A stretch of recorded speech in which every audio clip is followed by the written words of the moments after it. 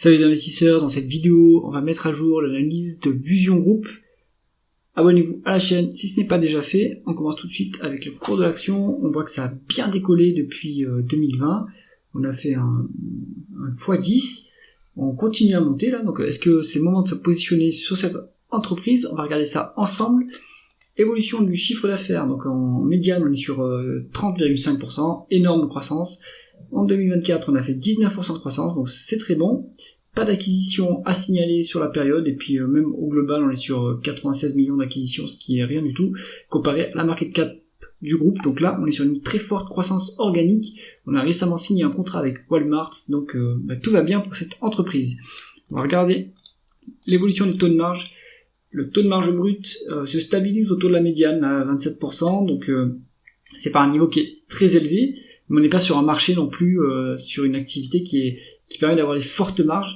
Toutefois, on note que c'est très stable pour le taux de marge brut, donc ça c'est bien. Le taux de marge d'EBITDA, en absolu, il est plutôt faible, à 7%, mais on est proche de la médiane. On améliore, en plus c'est en amélioration depuis 2020, c'est en train d'augmenter, donc on a du levier opérationnel, on a des économies d'échelle, c'est plutôt pas mal. Le taux de marge net, là c'est moins bien.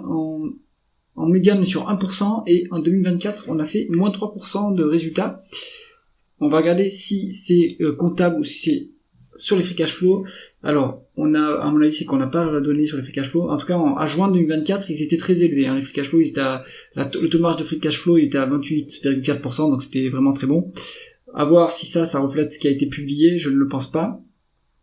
Mais donc, là-dessus, on serait sur une perte en 2024. Ça, c'est plutôt dommage. On va quand même vérifier ça avec le diluted net income ici. Si je le mets en non cumulé, en effet, on est sur une perte. Donc ça c'est un peu dommage. Il y a une forte croissance maintenant, il faut la financer. Pour l'instant, ils cherchent pas la rentabilité à tout prix, j'imagine. Alors, on va regarder quand même ce que ça donne les free cash flow par rapport aux bénéfices nets. On est sur des free cash flow plus élevés que les bénéfices nets. Donc là, à mon avis, c'est vraiment comptable. On y passe une dépréciation. On est sur des free cash flow plus élevés que les bénéfices nets. D'où est-ce que ça peut provenir? Est-ce qu'on a une amélioration du BFR, de la variation du BFR? Oui, pour 1 milliard. Donc ça, c'est très bon. Ça permet forcément d'avoir une très très bonne génération de cash opérationnel. Et après, ça se traduit en free cash flow, évidemment. Si on ne fait pas trop de dépenses en capital, on va regarder ça. Voilà, on est quand même en augmentation sur les dépenses en capital, mais on a une différence de 700 millions, donc la variation du BFR nous aide quand même. On continue à investir massivement dans l'appareil productif, puisque les capex sont supérieurs aux dépréciations et amortissements, donc ça c'est plutôt bien pour le long terme, pour la croissance future. Et est-ce qu'on a des other non-cash items? On en a quasiment pas. Donc là vous avez une bonne partie de l'explication de la différence entre les free cash flow et les bénéfices nets. Donc on utilisera plutôt les free cash flow pour valoriser l'entreprise s'il n'y a pas de dette, et on va regarder le rendement des capitaux investis pour avoir une idée de la rentabilité opérationnelle. Alors, je me méfie toujours des chiffres de Coifin quand ça part comme ça, là, donc à mon avis ça c'est une erreur.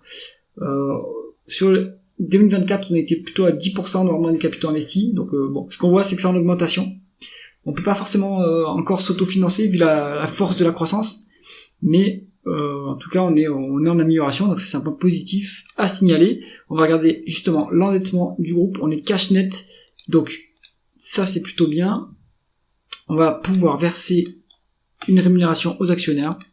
On a versé un dividende en 2024 de 5 millions on va dire, ce qui est très faible, donc on n'a pas de dividende en fait sur Vusion Group, et on fait un peu de dilution, donc ça c'est un peu dommage quand même, mais il faut bien financer la croissance. Donc, alors de quoi il s'agit? Est-ce que c'est la dilution actionnariat salarié, rémunération des dirigeants? Vu que c'est pas forcément une grande ampleur de dilution, je pense que c'est plutôt le premier, donc plutôt la rémunération en action. On va regarder le rendement d'actionnaire qui nous est communiqué par Coifin, on est à 0,5, donc en fait il n'y a pas de rémunération des actionnaires, on est sur une société de très forte croissance. Pour l'instant c'est pas très très rentable, mais c'est en amélioration. La valorisation du groupe, maintenant, on va se mettre en price to free cash flow, et on est valorisé à quasiment 10 fois les free cash flow contre une médiane de 22 fois.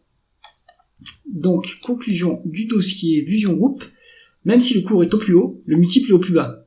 Ce qui est paradoxal, hein, mais le marché ne valorise pas assez vite l'amélioration du titre, l'amélioration de l'entreprise. Donc, eh bien, pour moi, c'est toujours un cours d'entrée si on est intéressé par le groupe et si on veut faire les recherches nécessaires sur le groupe. Hein. Donc, on se base pas que sur le quantitatif. J'espère que vous avez apprécié cette vidéo. Si c'est le cas, mettez un pouce vers le haut et pensez à vous abonner à la chaîne. À bientôt.